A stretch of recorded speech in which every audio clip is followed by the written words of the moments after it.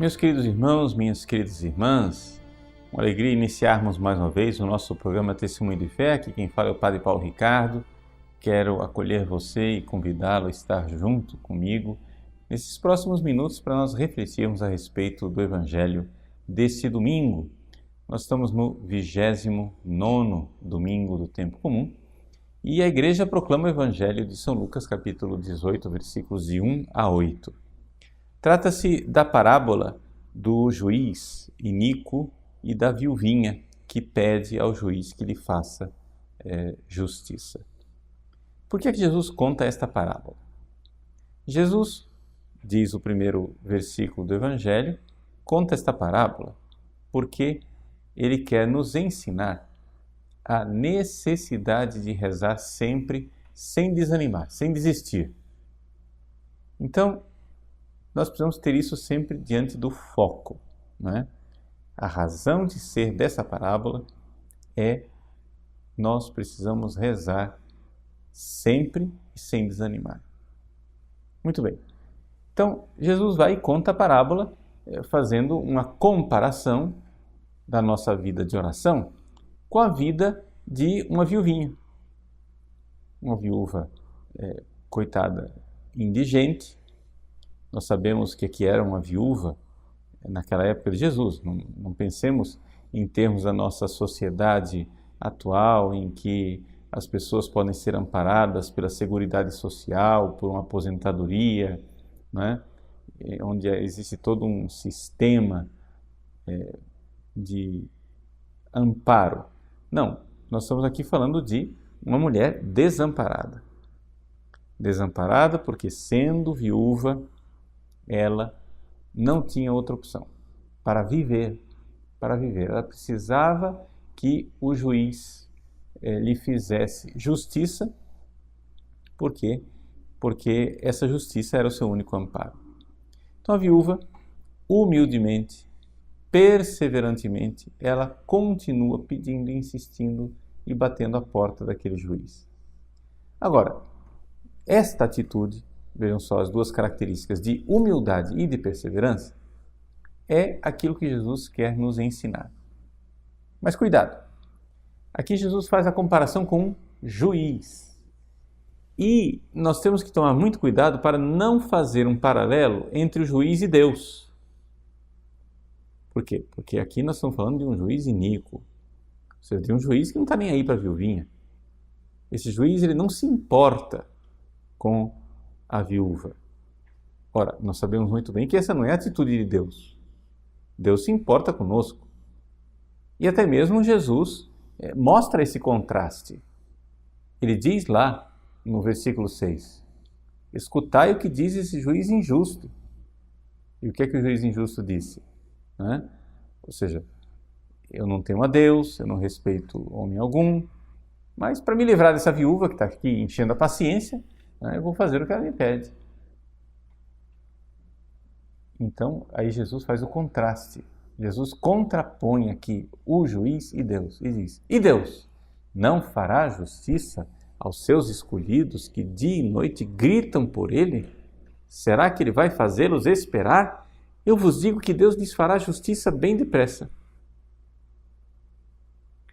Então, vejam, nós precisamos orar sem cessar, porque Deus, se nós tivermos esta atitude humilde e perseverante da viúva, Deus fará justiça. Agora vem uma pergunta, aqui que vem a pergunta para finalmente nós entendermos esta parábola em profundidade. E o que é esta justiça que Deus vai fazer? Porque se nós formos olhar para a história da humanidade, nós iremos ver que a própria história desmente essa parábola. Nós olhamos para a vida dos santos e os santos viveram tremendas injustiças. A própria história dos mártires, milhões de mártires na história da igreja, nos dizem o contrário.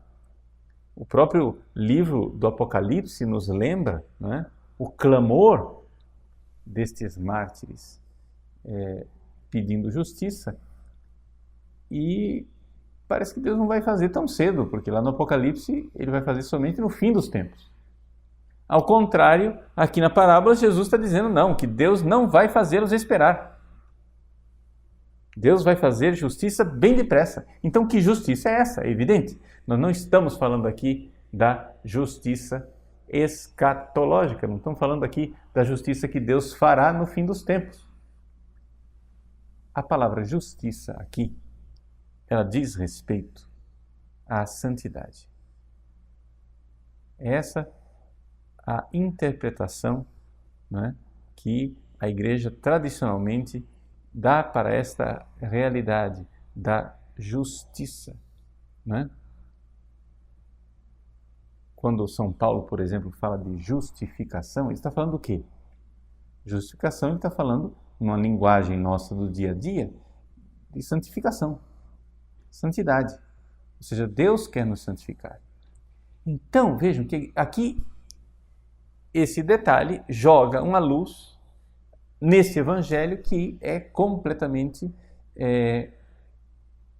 diferente daquilo que a maior parte das pessoas pode imaginar. Se nós olharmos para a justiça que a viuvinha está pedindo, como sendo a santidade, a transformação interior que nós necessitamos, ou seja, nós todos somos desamparados, somos indigentes, somos mendigos da graça de Deus quando se fala de amor, de santidade. Se eu quero amar Deus, se eu quero realmente corresponder ao amor de Deus, então eu sou essa viúva. Desamparada, eu não tenho para onde bater a cabeça, não tenho o que fazer. Como que eu vou amar? Eu olho para dentro do meu coração e eu vejo que eu não dou conta de amar Deus. Então aqui está, né, a necessidade da oração. Ou seja, todos os autores espirituais são unânimes em dizer, né, que a necessidade de uma vida de oração humilde, perseverante, constante, está no fato, né, de que nós precisamos de uma graça de Deus que intervenha e que ponha em ação, né, aquele amor por Deus que nós precisaríamos ter. Todos nós precisamos amar a Deus. Essa é a vida cristã, esse é o resumo da vida cristã. Deus é amor, Deus é misericórdia infinita. Mas como é que eu vou corresponder a esse amor? Veja, quando eu medito, eu penso na paixão de Cristo, por exemplo. Eu penso lá em Jesus. Jesus, na última ceia, ele instituiu a Eucaristia por mim, por causa de mim. Jesus pensava em mim. Mas como é que eu vou amá-lo de volta? Como é que eu vou corresponder a esse amor? Quando Jesus agoniza no Horto das Oliveiras, ele pensa em mim, ele agoniza por mim, ele vê o meu pecado e sofre. Como é que eu vou corresponder a isso? Quando Jesus é flagelado, são os meus pecados que fazem ele sofrer daquela forma. Como é que eu vou corresponder a isso? Como é que eu vou amar de volta? Eu olho para dentro de mim e vejo um egoísta. Eu olho para dentro de mim, por mais que eu tenha acabado de me confessar, por mais que eu esteja lutando, eu vejo que eu sou um indigente. Então, não existe uma outra maneira, meus queridos, de nós vivermos um caminho de santidade, uma vida de santidade, que não seja pedir e pedir insistentemente, e pedir humildemente, e dizer para Deus, meu Deus, eu não dou conta. Eu não vos amo. Mas eu quero amar. Eu creio no vosso amor, mas aumentar a minha fé para que eu possa amar de volta. Então, essa é a necessidade de rezar, e rezar sempre, e rezar sem desanimar. Por quê? Porque Deus quer nos dar a graça de amá-lo. Mas Ele quer que nós demonstremos isso. Então veja, por exemplo, quando nós vemos a vida dos santos, esse domingo agora, né? Enquanto nós estivermos na missa, lendo este evangelho e meditando sobre ele, o Papa Francisco, lá em Roma, vai canonizar uma santa extraordinária, Santa Elizabeth da Trindade. Uma mulher que soube se santificar exatamente nesse pedido humilde de uma oração constante e perseverante. A gente olha para Elizabeth da Trindade e pensa assim, nossa, ela foi santa, mas também ela era carmelita, né? Ela se santificou lá dentro do Carmelo. Bom, aqui é que vem a surpresa. Elizabeth da Trindade não se santificou dentro do Carmelo. Aqui está a beleza dos santos de Deus. Ou seja, Elizabeth da Trindade, para quem não conhece, ela foi uma santa carmelita francesa que viveu na mesma época de Santa Teresinha, né? As duas tinham somente 7 anos de diferença na idade. Só que, embora as duas fossem francesas, as duas fossem carmelitas, as duas tiveram um itinerário de vida bastante diferente. Enquanto Teresinha foi admitida ao Carmelo na idade precoce de 15 anos de idade, Santa Elizabeth, ela teve a resistência da sua mãe. A mãe dela se opôs frontalmente a que ela entrasse no Carmelo. E por isso ela só pôde entrar no Carmelo com 21 anos. E morreu com 26. Né? Teve um cardeal que visitou lá o Carmelo de Dijon, onde viveu Santa Elizabeth, e ele perguntou para a priora, quantos anos viveu a irmã Elizabeth aqui dentro? 5 anos, eminência.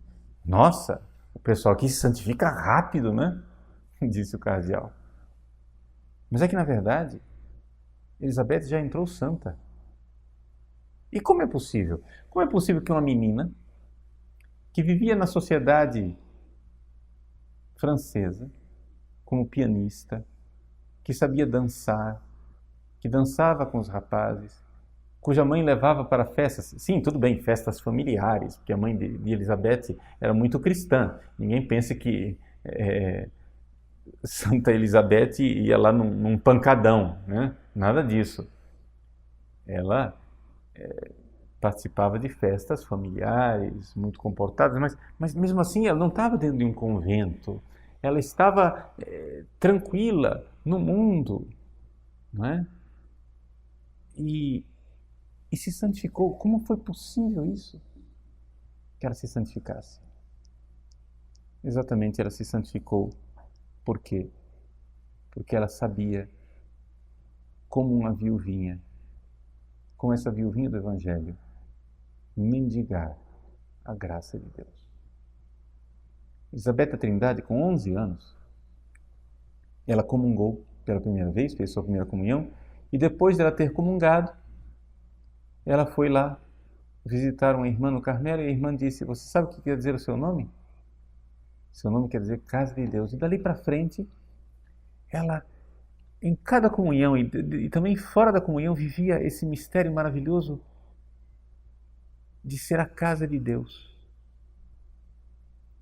Até que um dia, com 19 anos, 8 anos depois, de muita oração, comunhão, viver com Deus, ela conversou com um padre dominicano chamado Padre Vallet, e disse, padre, eu me sinto estranha porque eu sinto como se eu fosse habitada por Deus. O padre riu e disse assim, mas minha filha, você é habitada por Deus.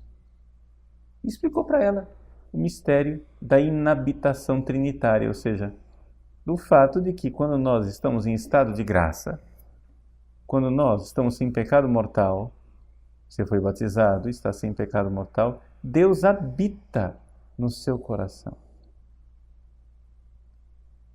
E foi isso que santificou Elizabeth. O que fez essa menina ser santa é que ela, sempre, o dia inteiro, se recolhia dentro do seu coração, onde quer que ela estivesse, e contemplava na fé esse mistério de que Deus é meu amigo e habita dentro de mim. Ou seja, o céu não está longe de mim. Se eu estou em estado de graça, se eu não estou em pecado, Deus está como um amigo dentro do meu coração. É interessante nós vermos os testemunhos das pessoas que conheceram Elizabeth no mundo, as mães das meninas que acompanhavam as filhas naquelas festas familiares, naqueles saraus dançantes, diziam: Elizabeth é diferente. Ela participa de tudo, ela ri com os outros, ela é muito bem-humorada, mas de alguma forma é como se ela não estivesse conosco. Elas não sabiam o segredo de Elizabeth, mas a verdade é que Elizabeth, de fato, estava com eles, mas não estava com eles. Estava com eles, mas ela sabia da presença secreta que estava dentro dela, que era Deus. Ela, um dia, era uma exímia pianista, uma pianista maravilhosa. Um dia ela foi e apresentou a sua peça e perguntou para a mãe: e aí, mamãe, como foi? A mãe, que era uma mulher que sabia educar sua filha, não queria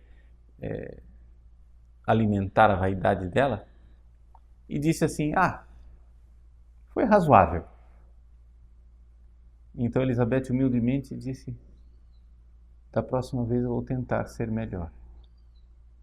E ela então confidenciou para uma amiga: eu queria que tivesse sido perfeito, porque eu estava tocando para Deus.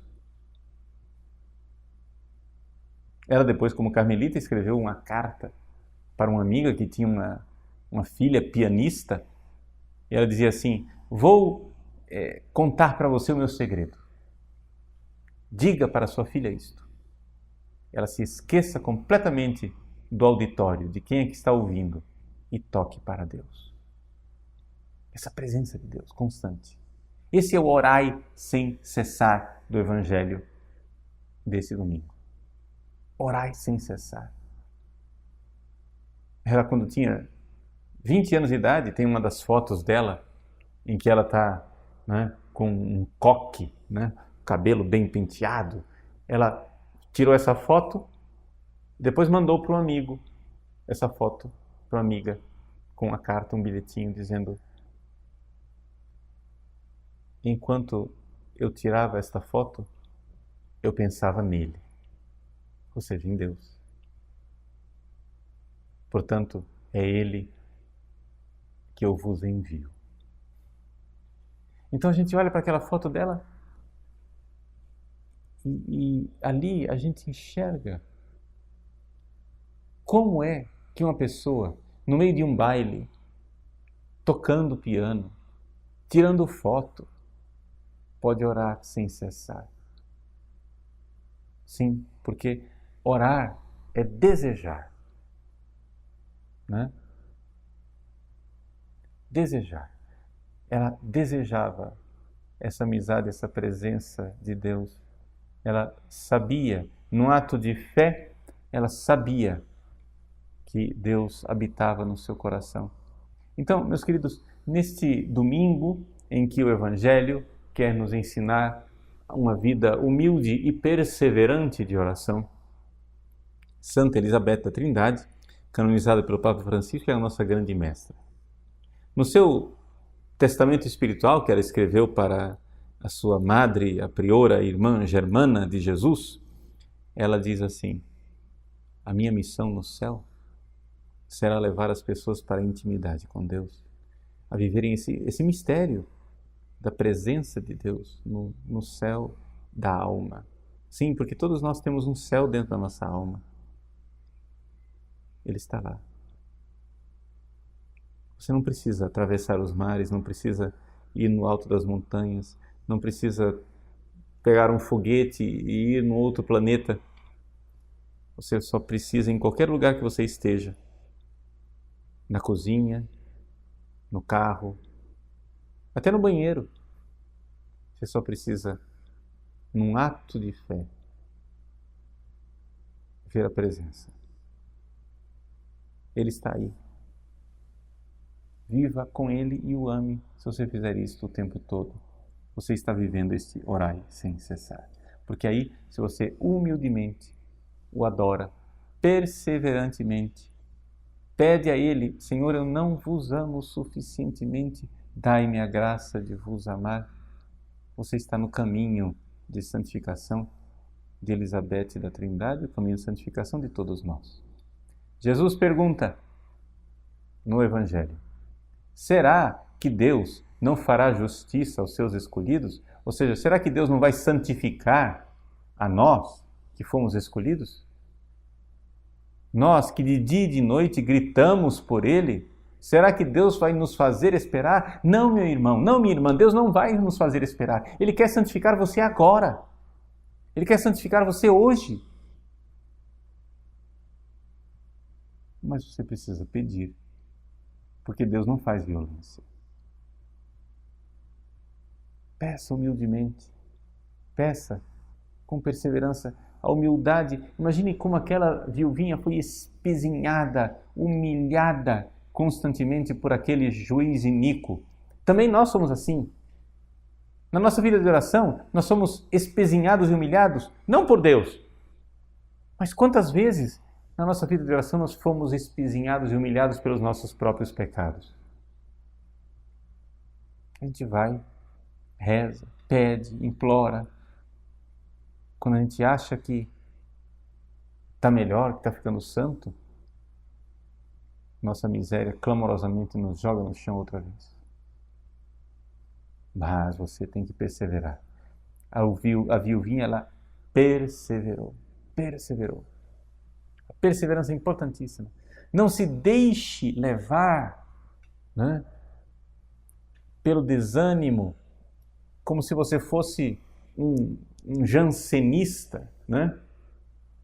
Os jansenistas, o que é isso? Era uma heresia que era muito comum, inclusive a mãe de Elizabeth da Trindade, ela tinha uma tendência jansenista, né? O jansenismo é uma heresia que diz assim: olha, a santidade é para pouquíssimos, não é para todo mundo, é para pouquíssimos, é uma raça eleita. Não! O Concílio Vaticano II nos disse, no capítulo 5 da Lumen Gentium, a santidade é para todos, vocação universal. Não se deixe levar pela heresia jansenista, a santidade é para você. Não diga assim: ah não, eu não posso comungar todos os dias porque a comunhão diária é para poucos eleitos, é para os escolhidos, é para as almas elevadas. Não, a comunhão frequente é para você.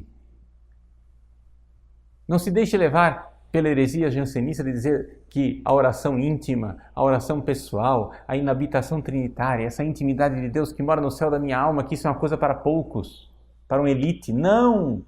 É para todos, é para nós.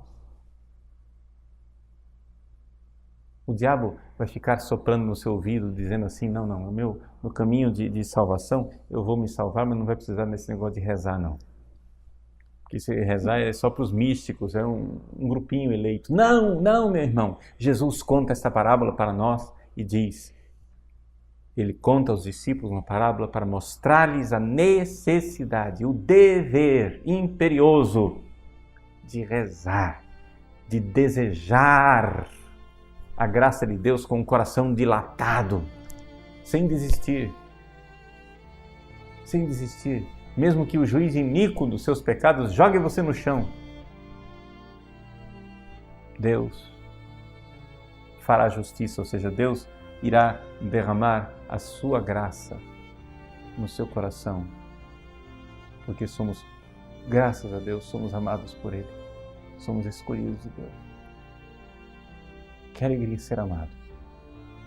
Mas a pergunta é a seguinte: e o Filho do Homem, quando vier, ainda vai encontrar a fé sobre a terra? Ou seja, você realmente tem fé? Você crê que você é amado por Ele a este ponto? Renove sua fé. Ele ama você. Ele não desiste de você. Então, não desista de você mesmo. Deus abençoe você. Em nome do Pai, e do Filho, e do Espírito Santo. Amém.